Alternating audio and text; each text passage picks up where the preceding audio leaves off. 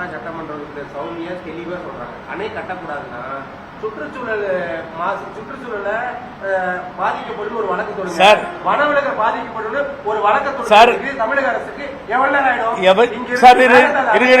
நான் சொல்றேன் sir, sir அதனால இங்க கட்டக்கூடாது ஒரு தமிழ்நாடு சார்பா ஒரு வழக்கு இல்ல ஒரு நிமிஷம் இருங்க, பாதுகாக்கிறதுக்காக சுற்றுச்சூழல் பாதிப்பு ஏற்படும் ஒரு வழக்கு கொண்டு போயிருக்கலாம். சாதாரணமாக உங்களுக்கு பேச்சுவார்த்தையே நடத்த முடியல கூட இந்த இரண்டு கோரிக்கைகளை வச்சு தனிப்பட்ட அவங்களால ஒரு step You are not correct. புரிஞ்சுக்காம பேசக்கூடாது. பேச்சுவார்த்தைக்கு வர சொன்னது பேச்சுவார்த்தைக்கு வேணாம்னு சொல்லிட்டு முடிவு பண்ணிட்டாங்க. நாளைக்கு சுப்ரீம் கோர்ட் கேட்கும் பொழுது நாங்க போறதுக்கு ரெடியா இருந்தோம், இணக்கமா பேச ரெடியா இருந்தோம், கேட்கறதுக்கு தயாரா இருந்தோம். கெஞ்சி பார்த்தா வேணான்ட்டாங்க. நாங்க சுப்ரீம் கோர்ட்டுக்கு வந்துட்டு நம்ம சொல்லலாம். ஏற்கனவே அம்மாவை சொல்லி அதான் சுப்ரீம் கோர்ட் தான் அனுப்பிச்சது. அதனால அணைக்கட்டை பொறுத்த வரைக்கும் அணைக்கட்டை விடமாட்டார் சார். இந்த நாட்டில் முதலமைச்சர் 3 கேஸ் ஃபெயிலியர் ஆயிடுச்சு டிஎம்கே போட்டு, 3 கேஸும் போச்சு. இப்பதானே போச்சு. ஆட்சிக்கு வந்து நாங்க உட்காரப்போ ஒவ்வொரு கேஸா போகுது வந்து உட்காந்துருக்கோம். இப்ப இந்த கேஸ் பெண்டிங் இருக்கு, பாப்போம். ட்ரிபியூனல் இருக்கு, ட்ரிபியூனலுக்கு வராது. இது செப்பரேட்டா கேஸ போட்டு எப்படி சார் அணைக்கட்டை விட்டுருவாங்க? அணைக்கட்டை விடமா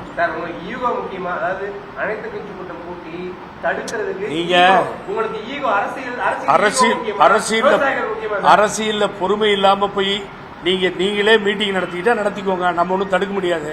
அதனால எங்களுக்கு எந்த ஈகோவெல்லாம் கிடையாது.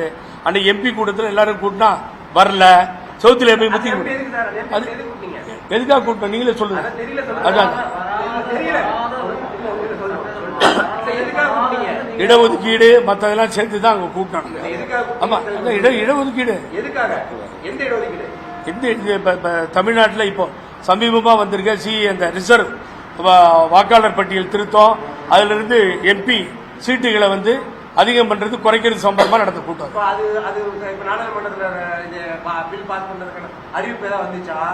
ஏங்க அத போய் மோடி கிட்ட கேளுங்க. அதாவது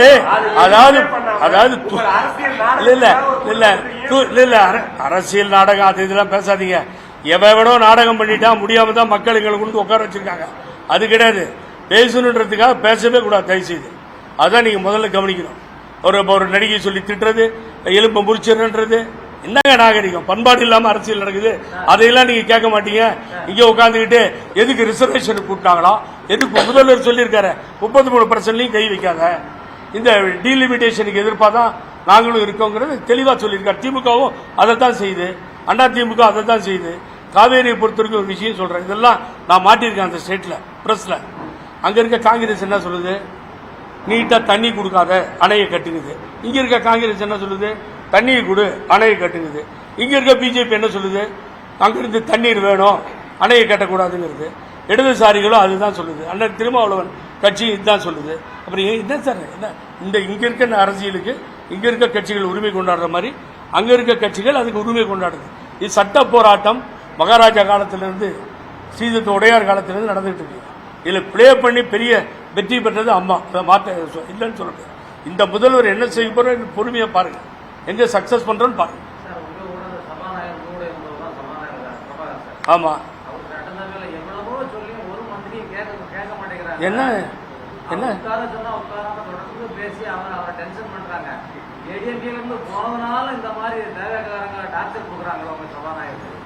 கிடையவே கிடையாது. ஒரு சூப்பர் சபாநாயகர், அது அசம்பிளியிலே மினிஸ்டர் சொல்லியிருக்கார். முதல்வர் பாராட்டுக்குரியவர். அவருடைய திறமை என்னன்னு என்னோட பல ஆண்டு காலம் கூட இருந்து பழகினதாலும் தெரியும். ரெண்டையும் சரிசமமா கொண்டு போற ஒரு அமைச்சர் எழுச்சி பேசுறப்போ நீங்க ஆதாரம் இல்லாம பேசாதீங்கன்னு அமைச்சரை பார்த்து சொன்ன சபாநாயகர். இல்ல இல்ல சார், அதை எதிர்கட்சி கேட்கறது இல்லை சார். ஒரு விவாதம் வரும்பொழுது ரெண்டு பக்கமும் அப்படிதான் இருக்கும். அதை சரிசமமாக கொண்டு செல்லும் இடத்தில் இருப்பவர் தான் பேரவைத் தலைவர், சபாநாயகர். ஆகவே அங்கெல்லாம் நீங்க அதாவது தேடி தேடி தேடி தேடி எங்க குற்றம் கண்டுபிடிக்கலாம்னு சொன்னா ஒரு நிதி அமைச்சர் நான் ஒரு குறிப்பிட்ட மதத்தால் பிறந்ததுனால நான் உயர்வானவன் அப்படிங்கிற மாதிரி ஒரு சட்டப்பேரவையில குறிப்பிடுறாரு. அதெல்லாம் எப்படி பாக்குறீங்க? இதுக்கு முன்னாடி இந்த மாதிரி சட்டப்பேரவையில் எந்த சட்டப்பேரவையில் நடந்ததே கிடையாது. கற்பனைக்கு பேடி தந்து அவர் வந்து சொல்லிட்டாருன்றதுக்காக, குறிப்பா சொல்லிட்டாருன்றதுக்காக அதை எடுத்து சொன்னா இதெல்லாம் ஒரு கேள்வியா சார்? சொல்லுங்க பாப்போம்.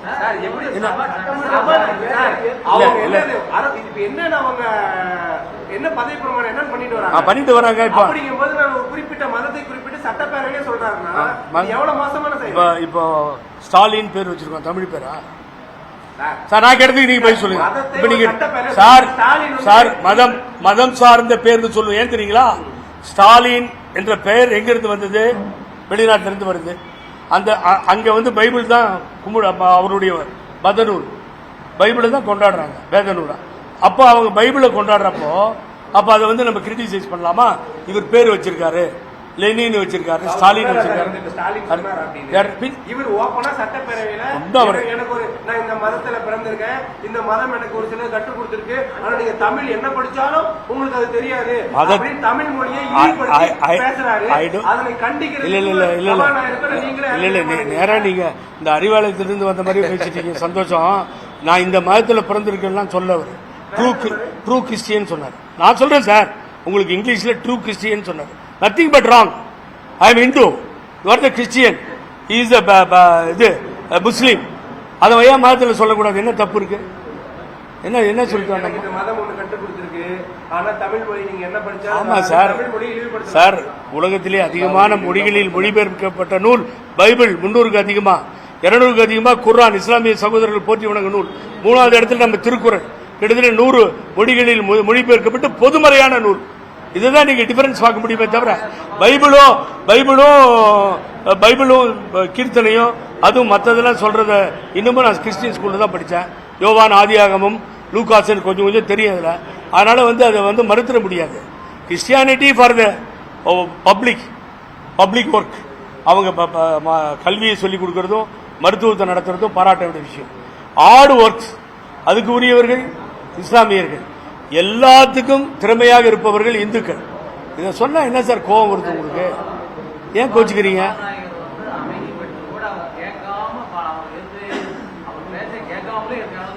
இல்ல, நீங்க நான் பார்த்த அசம்பிளி, நான் பார்த்த சட்டமன்றம், டெய்லி பார்க்கின்ற சட்டமன்றம் திரும்பி மண்டே ஓபன் ஆகுது, ரீ ஓபன் ஆகுது. நீங்க பாருங்க, அதுல 2 பக்கமுமே பாத்தீங்கன்னா எழுச்சி நின்று எதிர்கட்சியும். அன்னைக்கு பழனிசாமி என்ன கலாட்டா பண்ணாரு?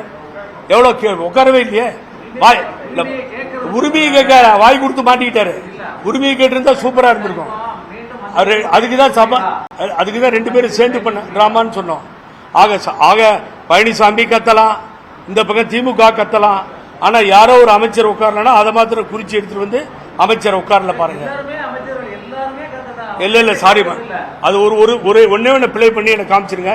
எல்லா சட்டசபை நடவடிக்கையும் இங்கதான் இருக்கு, எங்கிட்ட இருக்கு. தேவையில்லை சார், நீங்க வேணா வந்து பயிற்சி எடுத்துக்கோங்க எங்கிட்ட. நாங்க கரெக்டா தான் இருக்கோம். அதனாலதான் நேற்று இண்டஸ்ட்ரீஸ் மினிஸ்டர் பாருங்க பின்னி உதவி இருக்காங்க இங்கிலீஷ்ல. அதனால உங்களுக்கு பயிற்சி வேணும்னா சொல்லுங்க, நாங்க பயிற்சி தரோம்.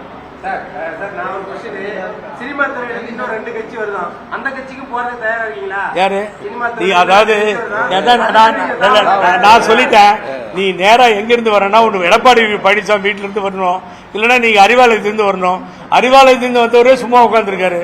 நீங்க பழனிசாமி வீட்டுல இருந்து வந்ததால நீங்க என்ன வேணாலும் கேட்கலாம், கேளுங்க, பரவாயில்ல.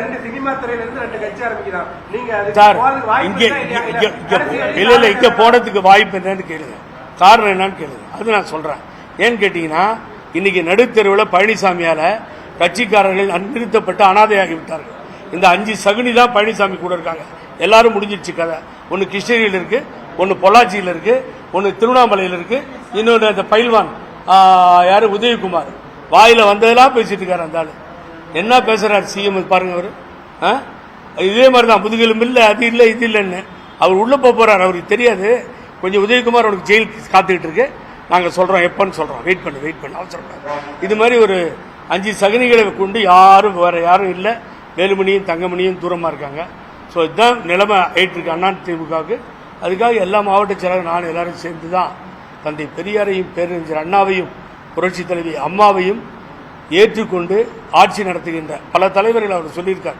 டாக்டர் அம்பேத்கர், அஞ்சலி அம்மாள் அப்படின்னு. ஆகவே இந்த தலைவர் அம்மாவை புகழ்ந்து சட்டமன்றத்தில் பேசுகிறார்கள், தலைவரை புகழ்ந்து பேசுகிறார்கள். ஆகவே அவர்கள் தான் வேணும். பாருங்கள், செங்கோட்டையன் பாக்கெட்ல அம்மா படம் வச்சிருக்காரு, முதல்வர் அனுமதிச்சிட்டார், என்னையும் அனுமதிச்சிட்டார். நீ இதை கழட்டி இருந்தா உங்கள்கிட்ட ஆபத்து, அதை கழட்டிட்டு வந்தேன்னு சொல்லி அங்கே நின்று கோஷம் போடுவோம், கொடி பிடிப்பார். உங்களுக்காக பயந்துட்டு இல்லை, என் கையில போட்டிருக்கேன். ஆகவே எங்களுக்கு எல்லா உரிமையும் இங்கே உண்டு. திராவிட இயக்க தலைவர்களை பார்க்கிறோம்.